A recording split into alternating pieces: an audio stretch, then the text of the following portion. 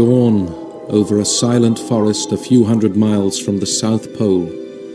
It is the end of months of total darkness, and as the sun's rays filter down through the trees, they reveal a cold, harsh world. Here there are polar dinosaurs, adapted to cope with extreme conditions, but even they struggle to stay alive.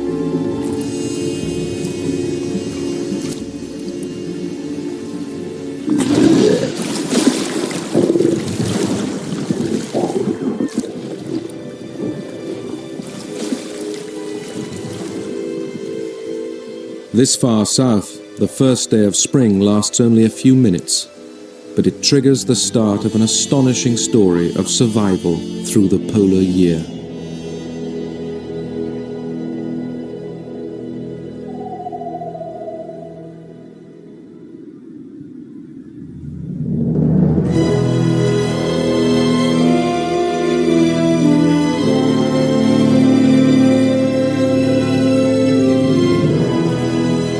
It is the mid-Cretaceous period, and dinosaurs are now more widespread than ever, reaching every part of the globe. But one place is a special challenge: the South Pole. Here, a giant continent made up of South America, Australia, and Antarctica is kept warm by ocean currents that are forced down from the equator to encircle it. Instead of ice caps, there are lush forests. But unlike the unchanging tropical climate elsewhere, Antarctica has seasons, from hot summers under midnight sun to cold winters of total darkness.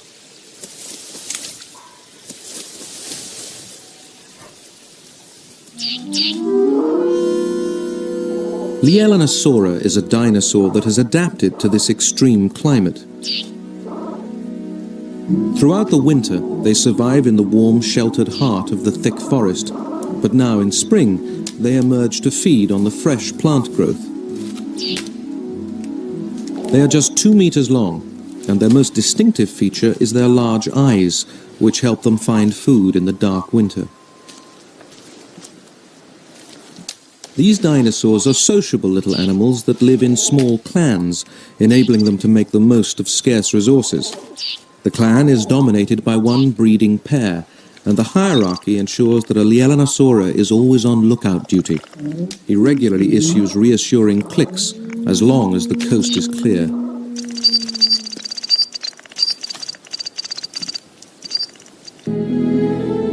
As spring takes hold and the days grow longer, the forest bursts into life.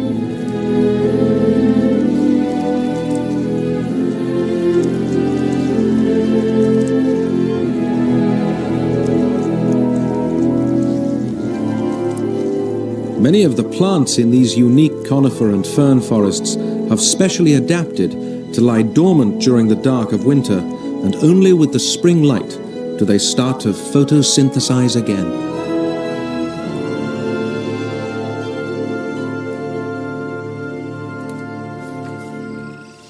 For the clan, it is also a time of feverish activity. Having mated with the first spring sunrise, they are now building nests. It is a team effort, with the dominant pair building in the center and other subordinate animals working around them. Many of these piles of leaves will never hold eggs, but act as decoys to help protect the main nest. But no matter how busy these little dinosaurs are, they always have to remain alert to danger.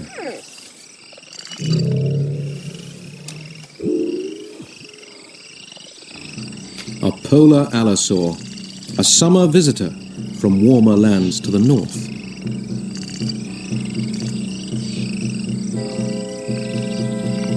He is a 1-ton ambush predator.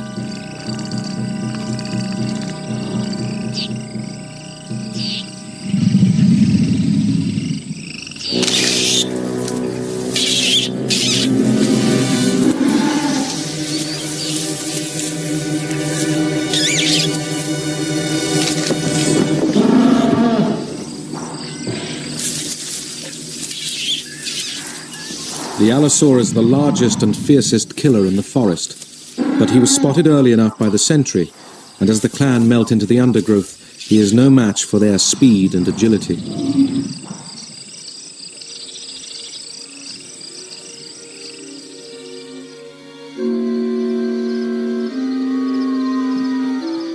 Spring across the polar forests brings the movement of many animals. In the sky, lines of pterosaurs head south for their summer roosts. And among the trees there is the echo of unfamiliar sounds. The largest of all the summer migrants is coming to the forest.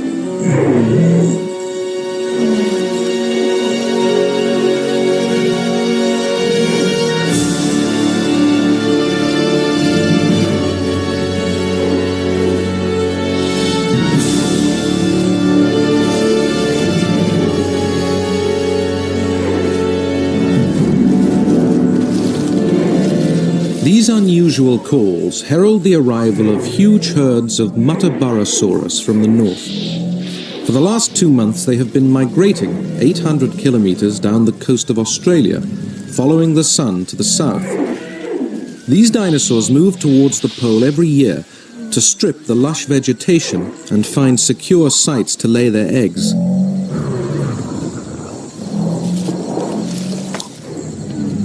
The herds have a major impact on the forest.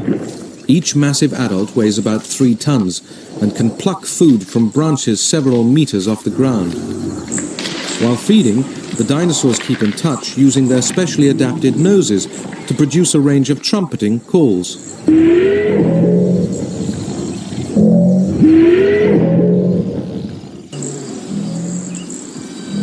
The Mutabarosaurus continue to arrive on the floodplains and are watched from the forest edges by hungry eyes.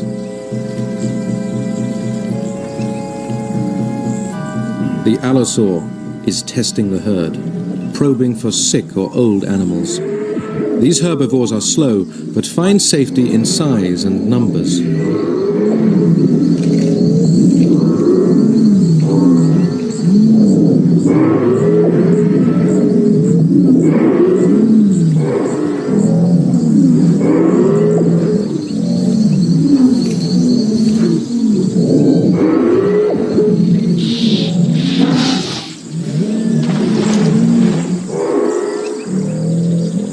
The allosaur is no match for a healthy bull Mutabarosaurus, and he is forced to back down.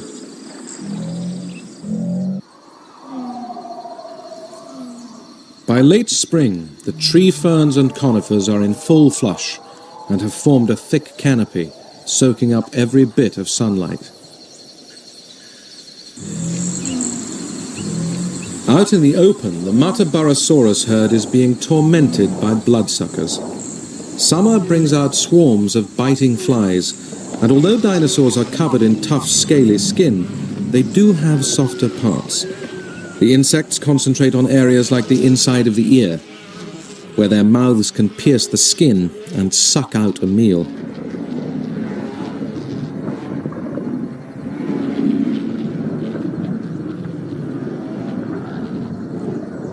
These swarms can drive their gigantic hosts wild, and soon the herd has to move away from the river.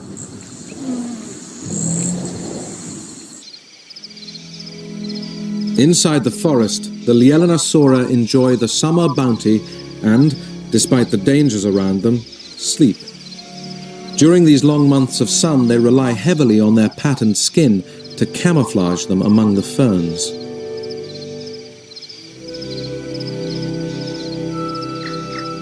Sleep is the last thing on the minds of the hatchlings that are playing nearby. They have grown and are now practicing the sort of agile moves which may one day save their lives.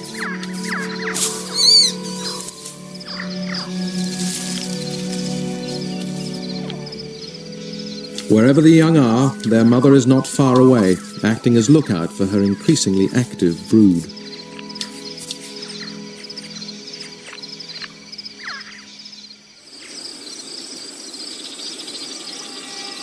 On the banks of the river, an old Mutabarosaurus has been brought down, and a male allosaur feeds off the rotting flesh. The polar allosaur is a smaller descendant of the great carnivores of the Jurassic 50 million years before.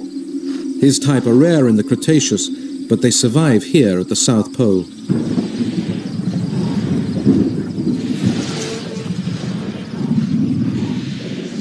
Although there is enough meat at this kill for 20 allosaurs, it is unlikely the approach of a rival female will be tolerated.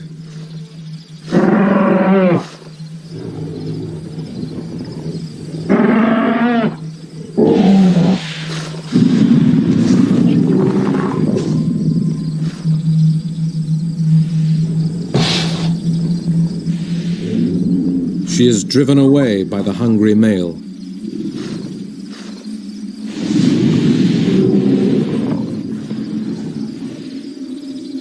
A fully grown polar allosaur needs about 100 kilos of meat a week. She will need to come back once the male has eaten his fill.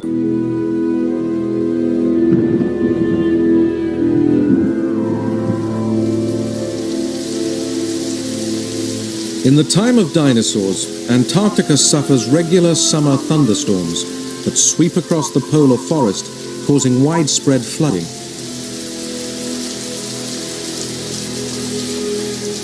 These floods drive forest creatures together, and this can lead to confrontation.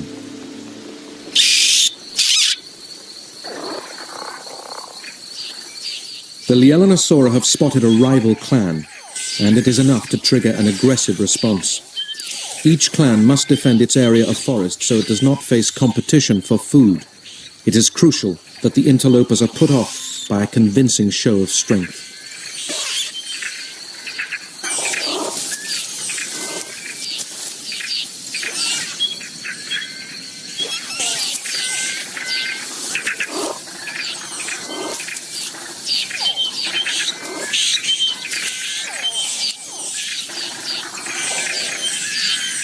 It has worked. The rivals retreat, and for the moment, the clan's territory is safe.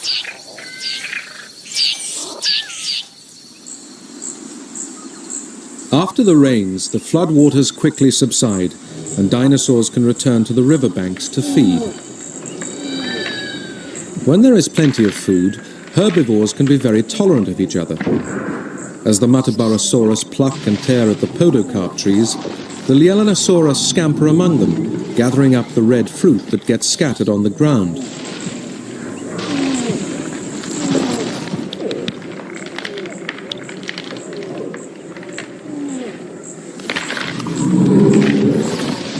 Although a risky harvest, the clan must take every opportunity the forest offers, because time is running out.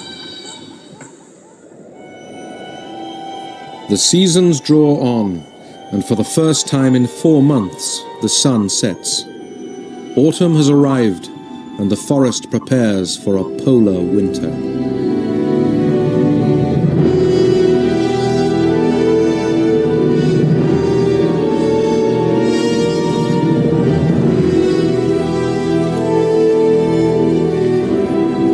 Up and down the river valleys, the Metabarosaurus sense the change and begin their long trek north.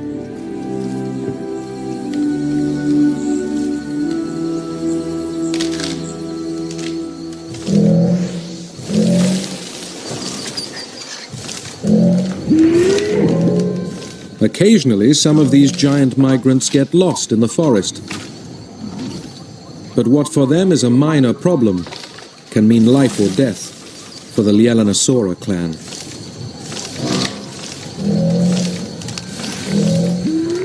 The noise these huge herbivores make prevents the Lielanosaurus sentry from hearing other, more threatening sounds.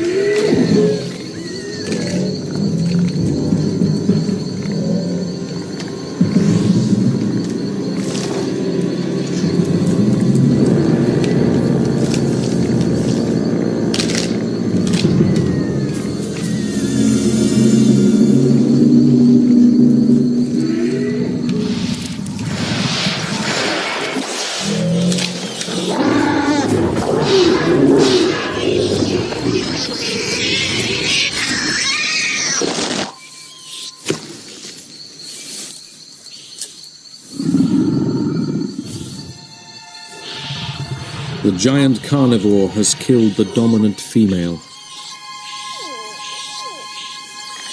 it is a bitter blow.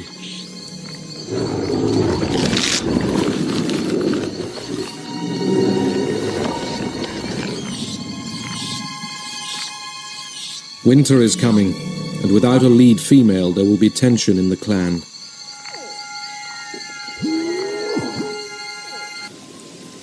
The low light also triggers a change in the forest plants.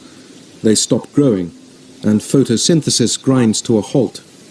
Some will shed their leaves, others will just lie dormant.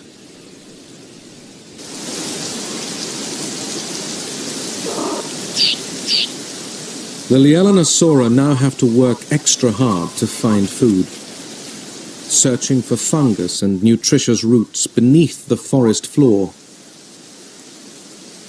At this time of year, their survival strategy is to move to the heart of the forest, where it rarely freezes, and to keep active to maintain their body temperature. But as the clan gathers round a waterfall, it is clear that the summer predators have taken their toll. Only one hatchling has survived, and they still have no lead female.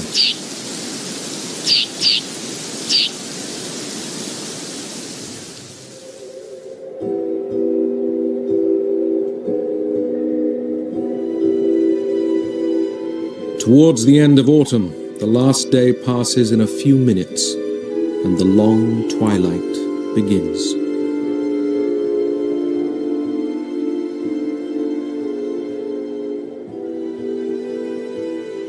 Life in the polar forest faces its biggest killer, freezing temperatures.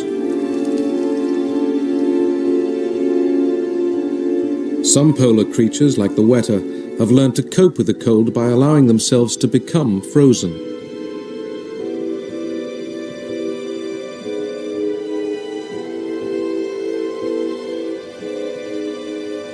In the winter sky, the southern lights whip and flicker over the silent forest.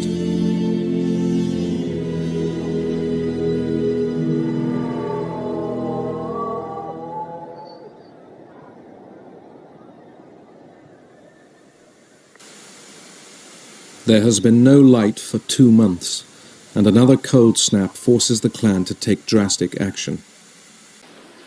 The first hints of salvation are small. Under his rock, the weta is revived from his deep freeze by a slight, but sustained, rise in temperature.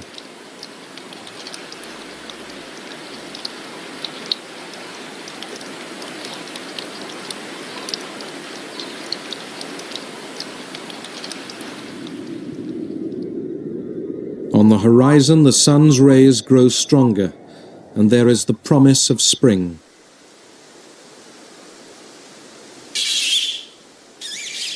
The forest silence is shattered by an agitated clan. 2 males are fighting. This is the mating season for the Dinosaurs, and the males are competing for dominance. These fights are short, but can sometimes be vicious.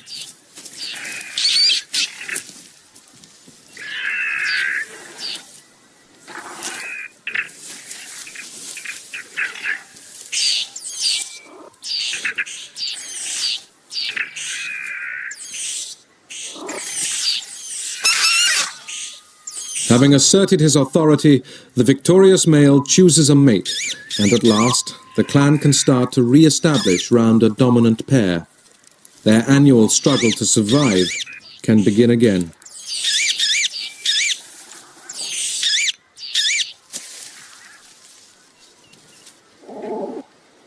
Life at the poles is a remarkable evolutionary achievement for the dinosaurs.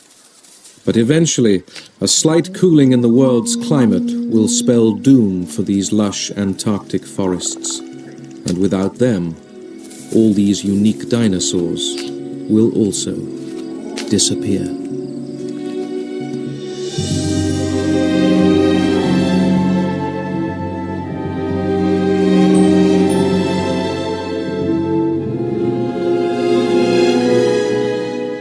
Away from the poles, the dinosaurs continue to thrive for another 40 million years before extinction. In the final program, we will see how just before the end of their reign, they evolved the most terrifying predator that has ever walked the Earth.